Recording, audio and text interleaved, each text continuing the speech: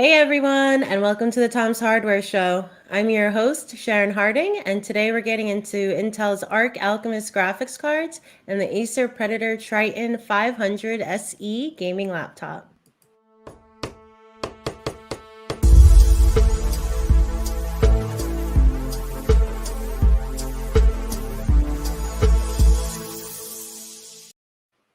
So we are live, everybody, as always, and we are taking questions from the audience. So if you have anything you'd like to ask, just drop that question into the chat wherever you're watching this, and we'll try to discuss it live on air. So with me today, we have Tom's Hardware Senior Graphics Editor, Jared Walton. How are you, Jared? Doing good. Glad to hear it. We also have Tom's Hardware staff writer, Michelle Earhart here. What's up, Michelle? Hey, Sharon, not much. How are you?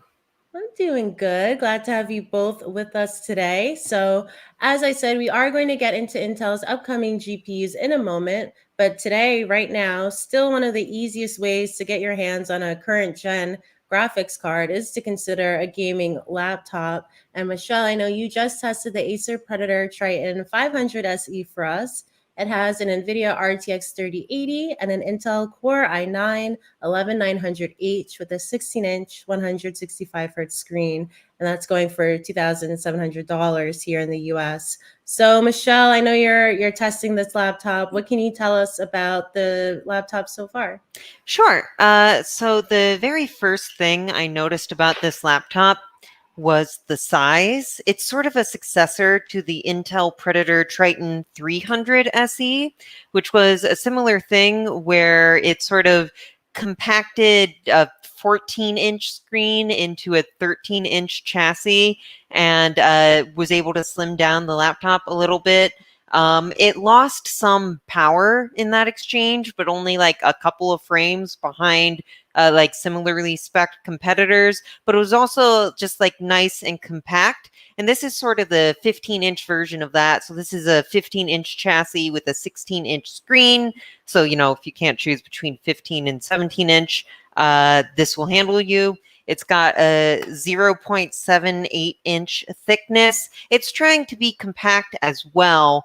Unfortunately, while I really like the 300 SE, I gave it 4 stars.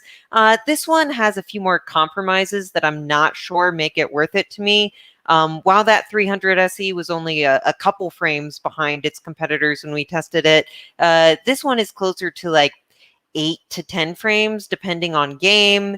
It's also, its screen is a nice 1610 2560 x 1600. But in exchange for that, it's also kind of got a lot of glare depending on where you look at it, and the viewing angles haven't been super impressive for me. I don't know how well that will come across over on video. The audio I've not had fun with either. I had to pump this up to maybe like 85, 86% to even get to a comfortable listening volume. And it's lost a lot of like bass and even high-pitched bits on that. So this computer achieves its goal of being small, but it introduces a lot of baggage with that I didn't see in Acer's previous attempt at this form factor. And that's kind of disappointing to me. I have a question. How heavy is it? It is 5.29 pounds, which isn't quite that small. You're mostly getting this because it's under an inch thickness, but it has a 3080 and an i9 in it. Also, one thing that I should note is compared to the 300 SE, its design is a little different. It has this sort of slick silvery appearance, which that laptop did, but it has this sort of matte gray bar at the top. I don't love that, and unfortunately, the only model that you can get right now without this gray bar is in Canada. So, you know, Americans have to live with it. First world problems, indeed. So Michelle, like you said, this is the design that Acer's going for is kind of getting you well, not kind of, but trying to get you gaming performance in a thinner package that's kind of more, you know, on par with like mainstream productivity premium laptops. And of course, Acer isn't the only company doing this. I recently reviewed the Razer Blade 14, which is also like 7/10 of an inch thick, has a 14-inch screen, which isn't obviously on the smaller side, not what you typically picture when you hear gaming laptop. So Jared, I'm actually curious on your thoughts on this trend of trying to get gaming performance in these smaller, thinner laptops. Can do you think graphics innovation can bring us to a point where these thinner gaming laptops have more competitive gaming performance anytime soon? I mean, it all comes down to power budgets, right? And the fact of the matter is, you can't cool a 300-watt graphics card in a thin laptop. And, you might not be a ton slower than a desktop, but you'll always be faster on a desktop system. The question is, do you want the portability, or in this case, even the availability? I mean, $2,700 for a gaming laptop is a lot of money, but then, a RTX 3080 still sells for 15, 16, $1,700 off of eBay. And if you don't go to eBay, they're mostly still out of stock. So it's not a horrible price, but I'd actually be curious. Do you know what the TDP or the power limit is on this particular Acer laptop? Because NVIDIA no longer says max Q Yeah, so and this is such. So a 110 watt TDP with a 1345 megahertz boost clock and 8 gigabits or 8 gigabytes, sorry, of GDDR6 VRAM. yeah, so I mean, it's not like the absolute fastest, highest power they could go for the mobile RTX 3080, but it's up there. It's not 80 watts or whatever. I think if you like laptops for gaming, you want to be able to carry your gaming laptop around and go somewhere other than your house or just somewhere other than your office. I think those are a good option, but for a lot of people, you still get more bang for the buck and more performance out of desktops. And, Yep. it will always be the case because whatever you can do in a laptop, you're constrained to usually maybe 200 watts. 300 watts are the big bulky laptops because you have to have massive coolers to handle 300 watts. And that's for the CPU and GPU. And so, a desktop can consume 500 watts and it will therefore be faster. So we haven't published our review of this quite yet, but to give you a sort of preview, so in the Far Cry New Dawn built-in benchmark running at FHD ultra settings, this laptop, the Predator Triton 500 SE, got an 85 average FPS, whereas the Alienware M17R4 we tested, which has a 10th gen i9 and a 3080, got 105 FPS. But that's about a 0.85 inches thickness, so still not too bright, still not too heavy. Then the Gigabyte Aorus 15P, which has an i7, I believe, and an RTX 3070, still beat the Predator Triton with 96 FPS. That one's a little over an inch thick. But it almost makes me think, you're getting an i9 and a 3080 in this, but the package is so thin. I don't know if you can get the most power out of those possible. I wonder if that's almost overkill, to say, oh, we have a 3080 laptop, but it runs like a 3070. I have to say, like, I reviewed laptops over on OnTech for years, and the old gaming laptops were pretty awful. When you see these new ones, you're like, okay, it could be better, right? But they're so much nicer looking. I remember having a 2.5-inch thick laptop for review at one point, and it weighed 12 pounds. And, that's just a whole nother world compared to these new ones where it's like, Wow. hey, 5.5 pounds, that's light. So it is nice to see how much they've progressed over the past 5 or so years. But yeah, it's, you're still making that balance between power and performance and size and weight. I still like 15 and 17-inch laptops, though. I'm not one for the small laptop. Yeah, I'm working on another system right now, Hush Hush, that is a desktop with an RTX 3070, and it outperforms this laptop, which on paper, has better components than it. But just by virtue of being a desktop and having that extra cooling space, it's able to get more mileage out of those components. One thing I liked when I tested the Razer Blade 14 is that it also supported USB-C charging. So if I wanted to use it, like you say, like, oh, well, great, you could travel with it. But if it has a huge power brick still, how often are you really going to be traveling with it? So it was nice that the Blade 14 had that USB-C option. You wouldn't be gaming with that power connection, of course, but you would still be able to use it and travel and bring it to work wherever. And it kind of like doubles that use as it being both for gaming and your typical portable laptop. Does the Predator have that at all? I don't believe it has USB-C 3 Well, that has a Thunderbolt. Thunderbolt 4, does that support USB-C 3 charging? I'd be surprised if it did. I mean, you can only pull 65 watts, maybe 100 watts on some systems over USB-C, and I Mm-hmm. mean, you couldn't play a game and run the CPU and all that stuff at maximum performance without using probably 150 to 180 watts. So I don't believe it does. It's definitely not advertised as having that. Yes. So we have a question from Michael Stewart. Are Dell XPS laptops good to go for gaming? They have some configurations with an RTX 3060 and Intel 11th Gen i9. It really depends with questions like these, what types of games you're trying to play. My very first personal laptop was actually an XPS, I believe 15, way back when. Not quite as back when as the 12-pound gaming laptops, but I was playing Mass Effect and whatever on that. With 3060 and i9, you're probably going to be pretty set, at least for esports games. Maybe playing games or high-end AAA games on medium or low settings. If you're okay with under 60 FPS, you can probably hit high settings as well.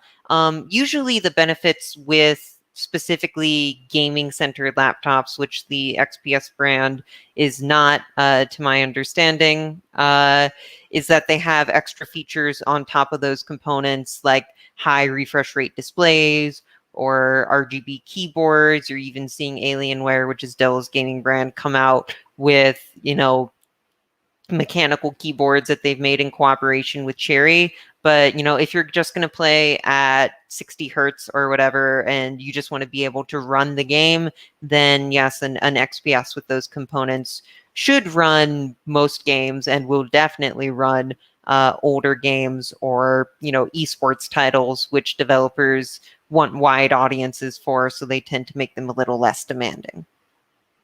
My one thing with like when you say like an 11th gen i9 with an RTX 3060, I just feel like it's the same old problem laptops have had for so long, gaming laptops especially, where I'm like, look, if you're going to go with an i9 processor, you should have an RTX 3080.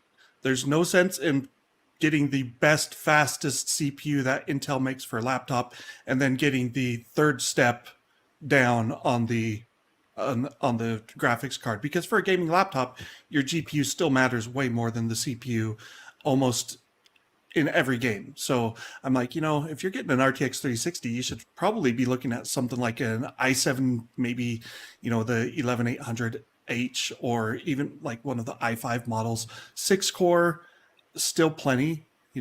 It's not going to be the same as a 16 core Ryzen 9 5950X, but you're on a laptop, and that's probably not what you were expecting to do on your laptop. So I think a lot of people should also look at balancing that, CPU and GPU, and not overspending on the CPU side if you're going for a gaming experience. I think Jared's right on the right end there. With an i9, I would definitely pair with a 3080. If you want to do a 3060, then yeah, look at an i5 or i7. Maybe if you're looking at a specific configuration, it's very possible that because XPS is framed as a productivity computer, that's why it has the i9. So yeah, it can do gaming, but it's a little bit of overkill for gaming with that GPU. Great. Well, Michelle, I know your Acer Predator Triton 500 SC review will be up on the site soon, so stay tuned. But Did you have anything else you wanted to add or preview about the laptop? Sure. I just see a couple of questions that I want to address really quickly. Yeah, let's do it. So we have a question from Angel Lamber, whatever, saying, "I disagree. Pro gamers do not train on gaming laptops." So yeah, a gaming laptop probably isn't going to be the ideal way to play an esports title. But if the question is, can it play an esports title? The joke is that you can run League of Legends on a toaster. It almost certainly can play an esports title if it's anywhere near a recent machine. And the reason for that is because the developers intend for that when they develop the games. Clarity and wide audience and competitive viability is what those developers aim for. They're not trying to push technical wow factor boundaries as much as, say, The Last of Us, where you're trying to really immerse someone in a big single player story. If you're just looking to get started, a gaming laptop is a fine way to enter those titles. And developers definitely do take that into consideration. And then did you have anything else you wanted to show us on the machine? I think you hinted that you might. I still want to miss out on anything cool. I don't have a ton else to show about the machine. One thing that I was very impressed by is there's this fingerprint reader in the top left of the touchpad, which isn't uncommon, but oftentimes those end up being dead zones on laptops. And for whatever reason, it doesn't seem to be a dead zone on this one. I can just run my finger over it, and I hope you can see the cursor on your side of the screen. It moves just fine. I don't know if it's because the fingerprint reader is recessed in a little bit, but I thought that was a unique feature, and it's something I want to see more on other laptops. I don't love fingerprint readers being on touchpads in the first place that much, but if they're going to be on them, I don't want them to take away my touchpad real estate. Yeah, for sure. Definitely. Totally agree with that. Like, there's nothing worse than a touchpad where you're like, hey, wait, why am I giving up, an inch of space here to have some feature that I don't necessarily need? Definitely.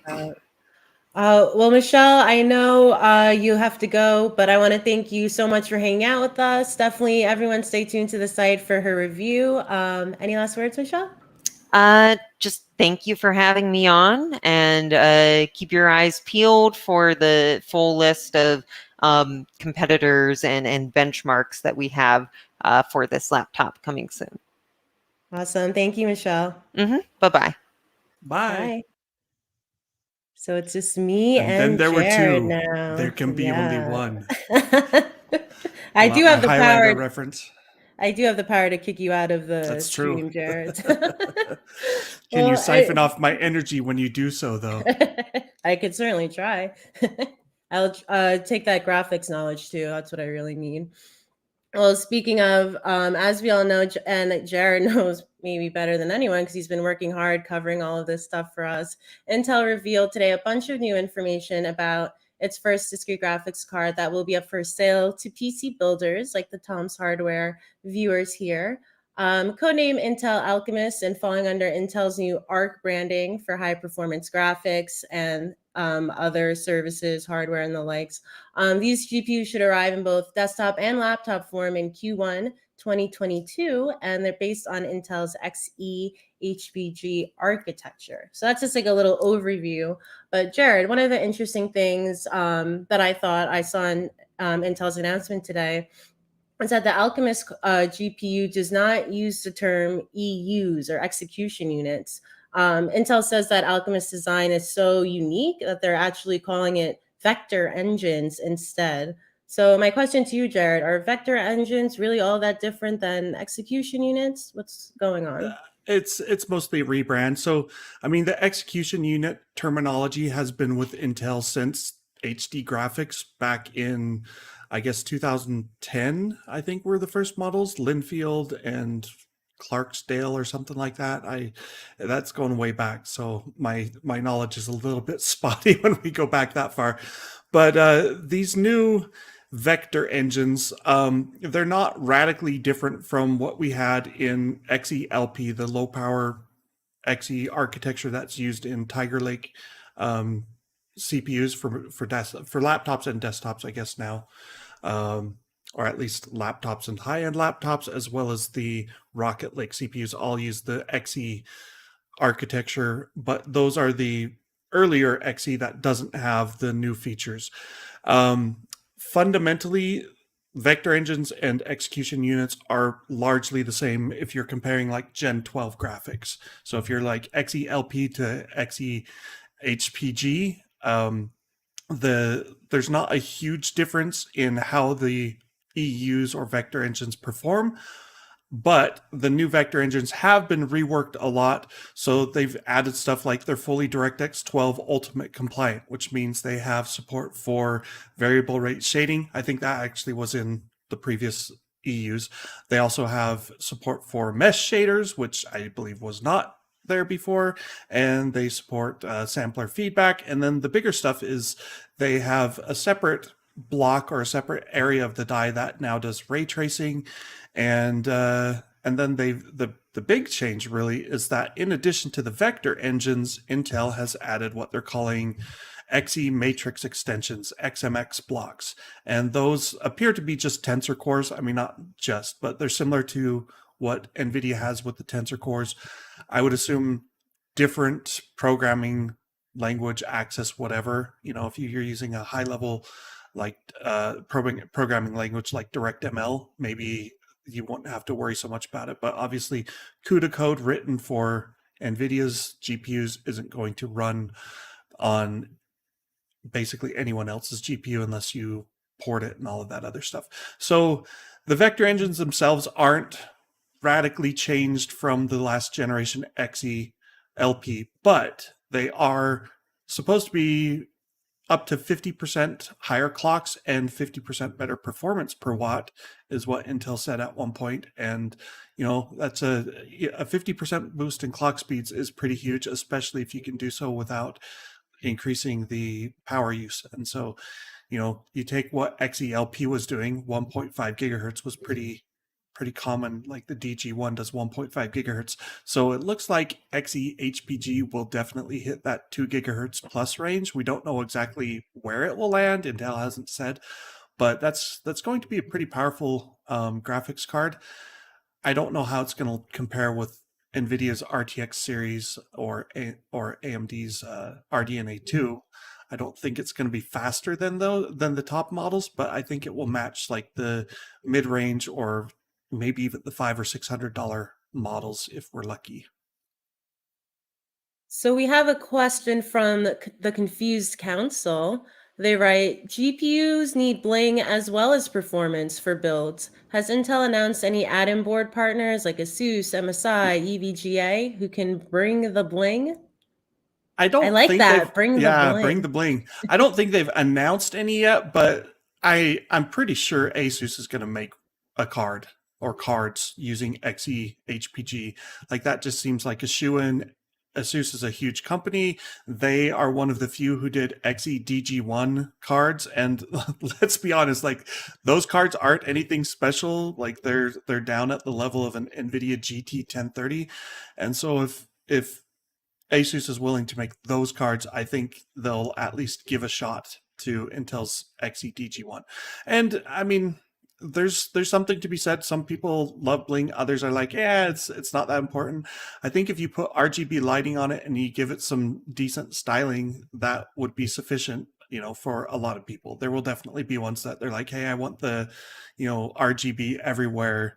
And we'll have to see if anyone does that. I think what was it, the Optane 905p, didn't that have like, I guess that was just blue lighting on it. So, you know, Intel has experimented a little bit with bling. Their Skull Trail and other, you know, Nooks have added RGB support as well. That's So true.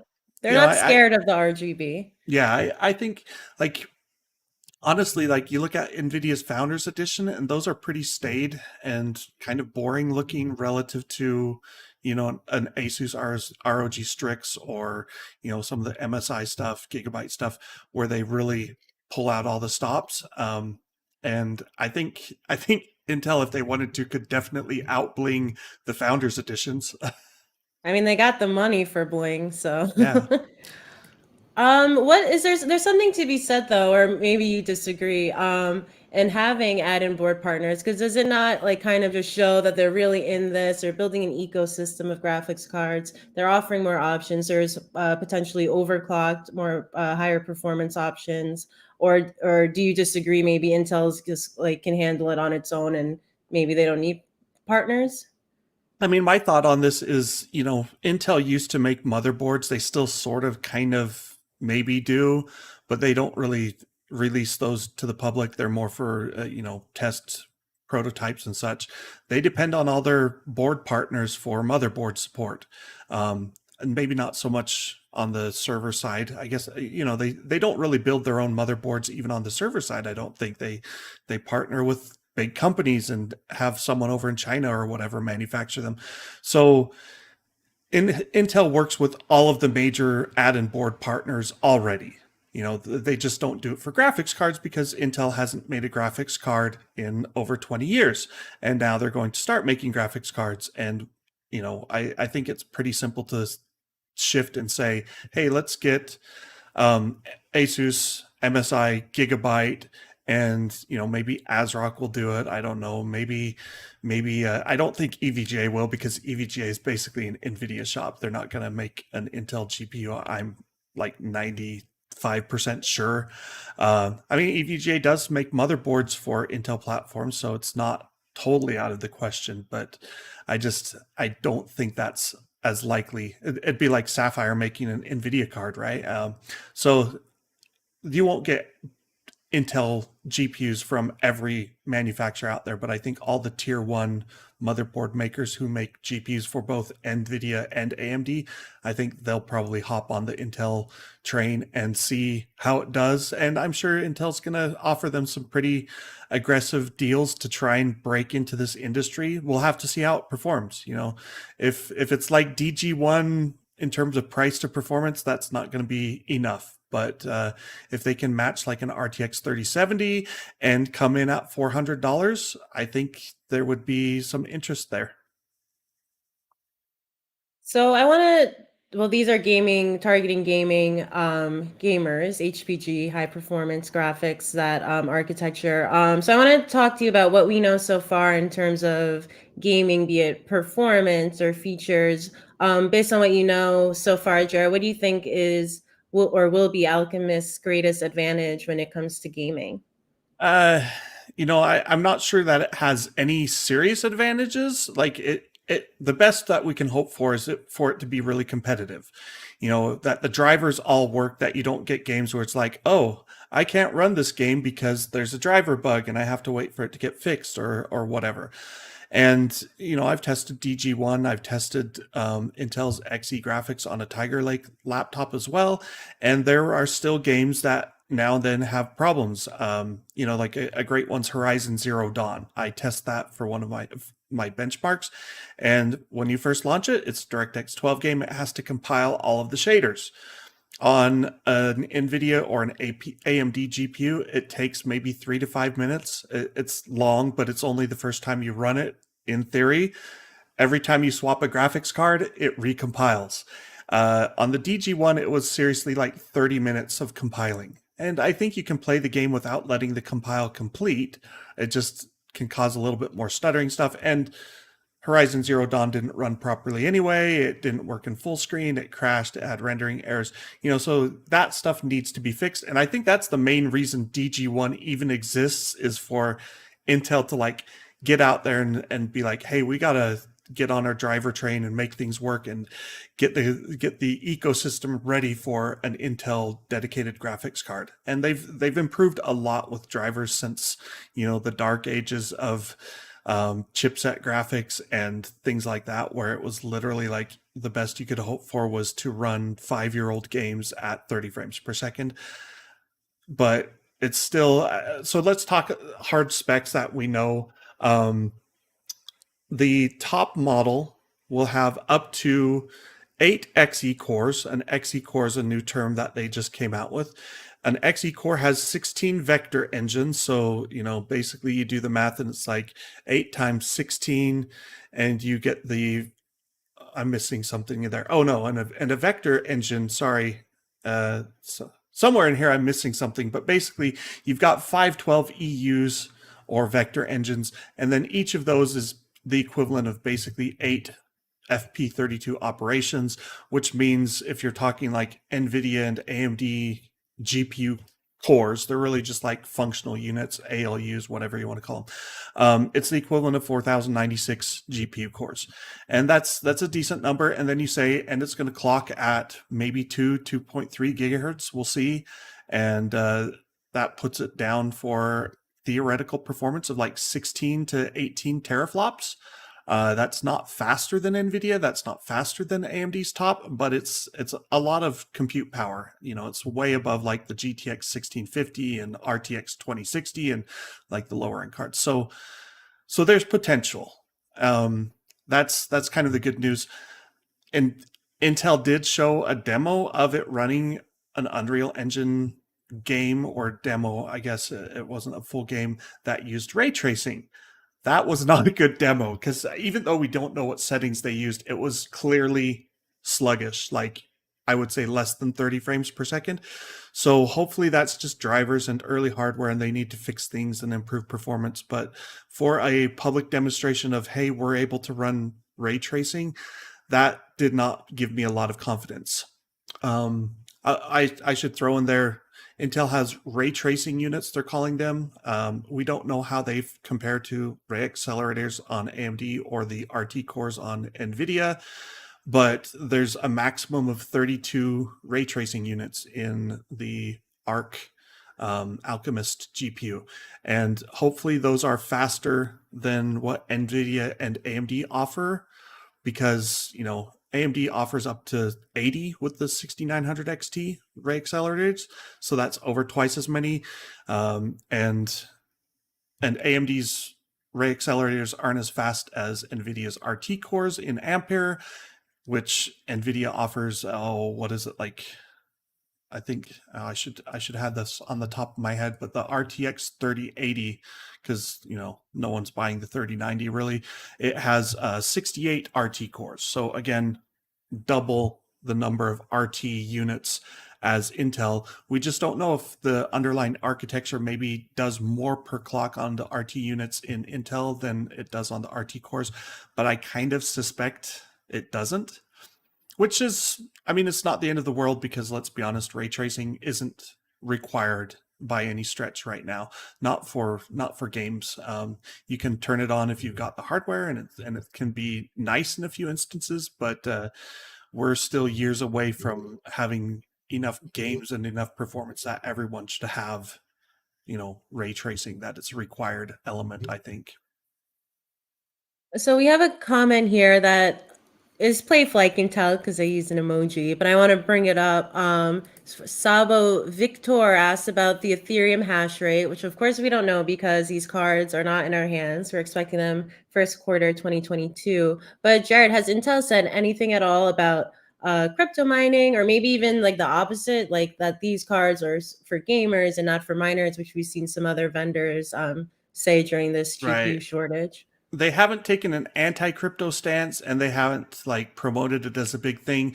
They did in their presentation. They had a slide deck of almost 200 slides, and one of the slides showed like all of the cool things that people are doing with computers.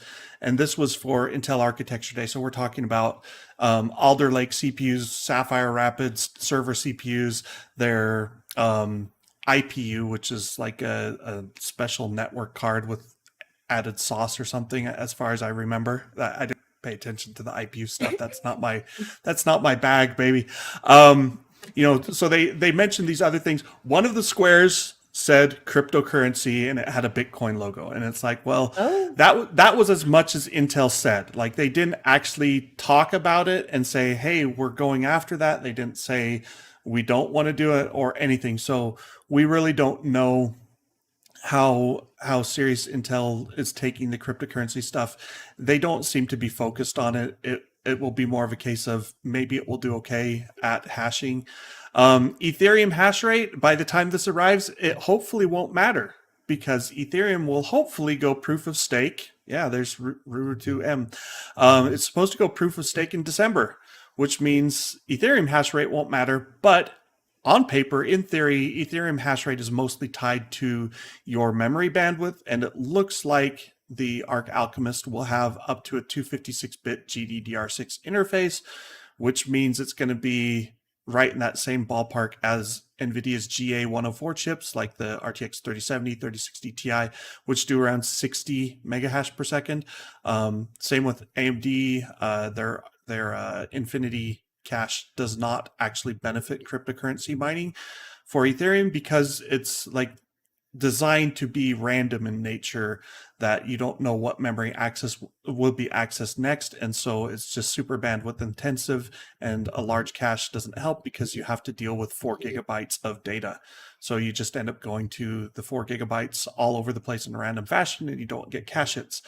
So AMD also has that 256-bit GDDR6 interface, and they get like 65 megahash per second after tuning because their memory is clocked a little bit higher than NVIDIA's. So that's where I would expect it to land on Ethereum. Other algorithms like Octopus and Kapow, those are also relatively memory intensive. So I think we should be looking at maybe RTX 3080, RX 6800 levels of cryptocurrency performance once the software is optimized for Intel, and it's not at all right now because these mining programs have been super optimized for AMD and NVIDIA GPUs, and we'll see if they even run at all on the Arc Alchemist at launch. I think it will probably take a few weeks at least before things get optimized. So as far as mining goes, I'm hopeful that A, it won't matter because Ethereum will be proof of stake, and B, it won't be a good mining GPU because it won't have the software, and so maybe these will actually be available for purchase at reasonable prices. Imagine that. Big hopes that we can buy the product that's maybe been cryptocurrencies launched. crash by 2022 and we don't care about them anyway. I don't know. So I just shared in the chat room a link to Jared's article breaking down the Alchemist announcement, as well as getting into the XCHPG architecture as far as what we know and what Intel shared via their Intel Architecture Day. So definitely check that out if you want to learn more, and stay tuned to the site because, you know, if any more news comes out, Jared is going to be on it. So thank you to everyone who's been watching. Please don't forget to like us on Facebook, YouTube. Our Twitch channel is waiting for you, all of that great stuff, so you can stay caught up with the Tom's Hardware Show and our other great videos and live streams. So that is our show. We'll see you all next Thursday.